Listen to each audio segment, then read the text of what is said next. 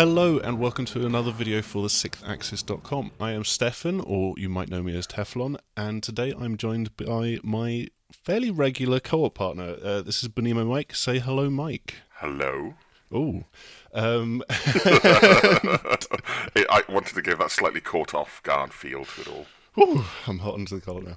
Well, we've been playing Dying Light the Following, which is the expansion pack for Techland's kind of, surprising hit from last year, which is a zombie slasher. They've returned to that genre again, and yeah, this is a pretty big departure, really. I think the first thing to talk about would be like the map, because that's the first thing that you see, and I know that you really enjoyed just coming out of the sewers, out of this cave, and just seeing just the fields, the hills spread out in front of you. Yeah, absolutely. The videos that we'd seen, I think, of the introduction to the following, where you come through that cave, and they've clearly put in some effort. The fact that obviously the game looks familiar, but the environment instantly looked different. And when you have that incredible view across the countryside just before you dive down, it looked, inviting and beautiful. And yes, you know that the fields are sort of fence to fence with zombies, but you couldn't help but want to dive in. And of course, you and I've seen the buggies and how they might be.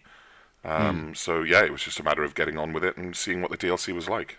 Yeah, I think it's good that they have that establishing shot, and it just kind of says, look, guys, this is something very, very different now. Because you don't have the buildings to climb up on top of anywhere near as much as you did in Haran and the old town and stuff like that, because that was kind of your escape route when you're on foot. When you're doing all this parkour, it's just like, I'm in trouble, I'm going to get on top of a building. You don't have that anymore. You really cannot escape just how many zombies there actually are. Yeah, it's obviously in the original game you've got a slickness, and of course you feel it as you level up. There's a lovely smooth, in the same way that you could liken it to Mirror's Edge. There's a beautiful flow to the game, and it only improves because of the skill tree. And suddenly, in a way, that's kind of taken away from you, but they replace it with a slickness with the buggy, which is what you and I are already starting to feel. Where we're starting to, we're darting around the world, and of course we're enjoying the buggies immensely. But I'm keen to get back there, even though it's lovely to chat about it. I don't want to get back there and crash the buggies into zombies and drive in the hysterical way that we've been driving. Well, let's carry on talking about the buggies, because one thing that you said as we were playing was you actually reminded me that Techland had done vehicles before. They had vehicles in Dead Island. How dare you forget? And, well, Dead Island for me, it was a lot of slashing and stuff like that. And, I can't remember everything.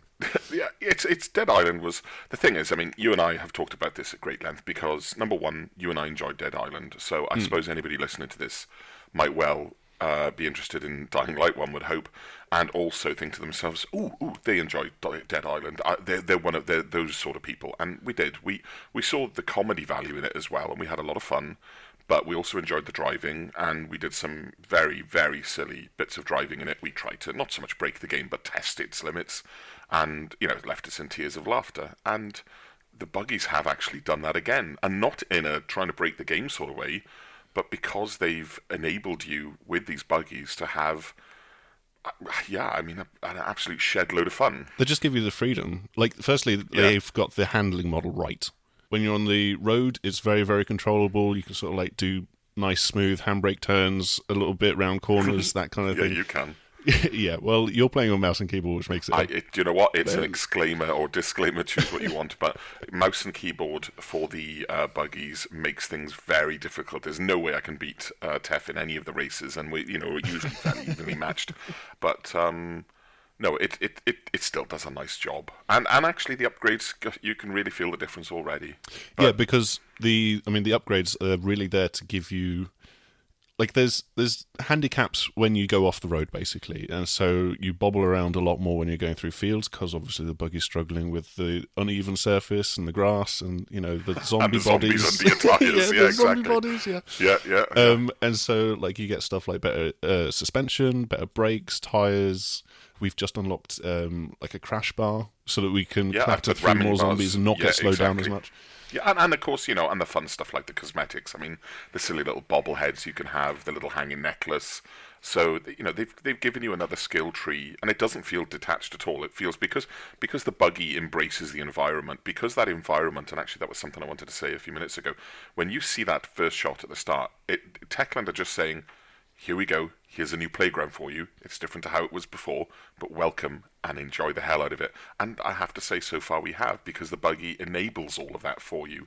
It replaces. I don't feel like I'm missing out on the parkour at all. Yeah, it really has. It's almost superseded the parkour in terms of pure fun, I think. Like, the parkour was a very good system, but it's not inherently fun. It's just like you feel good about it. But here it's just, it feels good, and you get to just mess around and like get up to, you just get yourself into mischief. Whereas with the parkour, it's just like you want to get from A to B, and you're challenging yourself to do it and get there smoothly. The trouble that you and I have got ourselves into in Dying Light, and I suppose everybody has, and Dying Light did a very lovely job of saying to you, it let you know you were getting yourself into deep water when it comes down to it. And with the buggies, we have been in the same situation, but also what they've done is quite literally in deep water. Yes. Oh my God! I mean, 20, 30 foot, just diving in from over a canyon. You've not drowned, but yeah, buggy's gone. They've done a lovely job with the buggy so far, and that tree gives you the progression that you obviously want, because they've realised that you're coming into this game theoretically with either a character that's leveled up completely, or just like you and myself, nearly there. Yeah, they actually recommend that you are like level 18 or 19 before you even think about doing the following. So yeah, I mean, with the upgrades, we've barely scratched the surface, as we've both said. We've got ramming bars. We don't have flamethrowers or ultraviolet lights, which are there to like ward off the zombies or anything like that. But we have kind of reached sort of like the end of the story. Now, the story is structured very differently.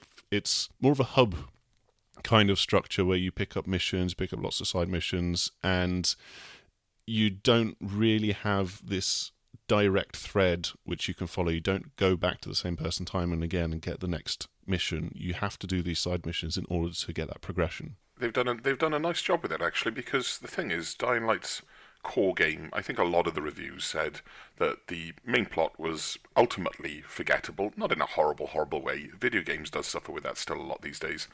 But it was, it was okay. The side missions were a lot of fun, and they were. And the side missions in this are actually still quite a lot of fun. But they've tied them in a little bit more nicely together. Maybe that's because the DLC fundamentally is shorter than the main game. Yes. Yeah, I think we are at the 10-hour mark. We are on the cusp of finishing the main thread of the story. Yeah. But then obviously we've still got tons of side missions and things to do. And we have, and to let people know the fact that you and I would not play this game through the way we've played it through recently, because obviously people want to know that we finished the story, and we want to know how much playtime there is, or at least get an idea for it. But there's so much more to come, and Tef and I will go off and do this now in our own time, with our own unique brand of humour and nonsense and tomfoolery, which I promise you will see in a video that I've already recorded and given to Tef. So if that's all up there, then there is hysterical laughter. Oh yeah, how you and I with our voices can reach that pitch is just not right. I've said to you already, it's been some of the most entertaining and genuinely hilarious gaming, I think, cooperatively, I've done for a long, long time, and I love nonsense in games. Yeah, we've briefly touched on the story and the structure of it, but the actual story, I don't think either of us have really followed the thread, and that's, it's very likely that is because of how we play the game and how we are messing around a lot. And so I think that it's a valid thing to point out. The story isn't particularly deep, and I don't think you're sort of ingratiating yourself with this cult who are the children of the sun, and they have this miracle wonder cure, or they supposedly have this miracle wonder cure for the zombie outbreak, for the zombie virus. But it's quite light. I never felt that I've been indoctrinated into this cult because I'm trying to gain their favour, and they're sort of like seeing me as a new disciple kind of thing. From that side of things, the story's not, from my point of view, that integral. It's all there to enable you to have this ridiculous fun.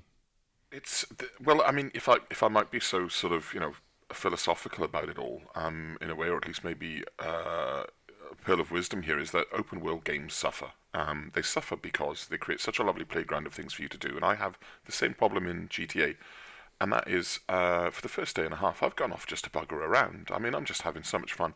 Well, by then, any immediacy, and actually even names that I was supposed to remember from the first time I had a mission given to me, by the time I've caught up with them and it says, you must go and speak to, Jazeel about this and that, and I'm like, I don't know who you are. I mean, I'm so glad you remember, Tef, and well done. I think it's actually Jazir. No L. He will be Jazeel from here on. Yeah. Which is kind of technical. Jizzy, he'll be from now on to me. And the thing is, I suffered with that. And just to very briefly call on another game, I quite enjoyed playing through the Mafia game, whatever we're coming up to now with the new one. And I very much enjoyed that game, actually. It's not quite for me, but I really enjoyed it. But what I noticed was, because they'd given you an open world, but actually hadn't given you lots to do with regards to side missions, it meant that you really needed basically to play through the core missions. And it felt so much more coherent, because you were tumbling through them at the speed they obviously wanted you to do. But I have to say, from an entertainment perspective, Dying Light's world and the GTA world and the following DLC is much more of a playground to muck around in, and I'm afraid I'm not sure you can have both. All right, well, I think that is where we have to wrap things up. It's been lovely to talk to you, Mike, and obviously it's been lovely to play through the Dying Light, the following with you as well. For those of you that are watching, head over to thesixthaxis.com for our full written review with the all-important score at the bottom of the page. And obviously we've got plenty more news, previews, videos, reviews, and gaming stuff in general to enjoy. And with that, we will say goodbye. Bye for now.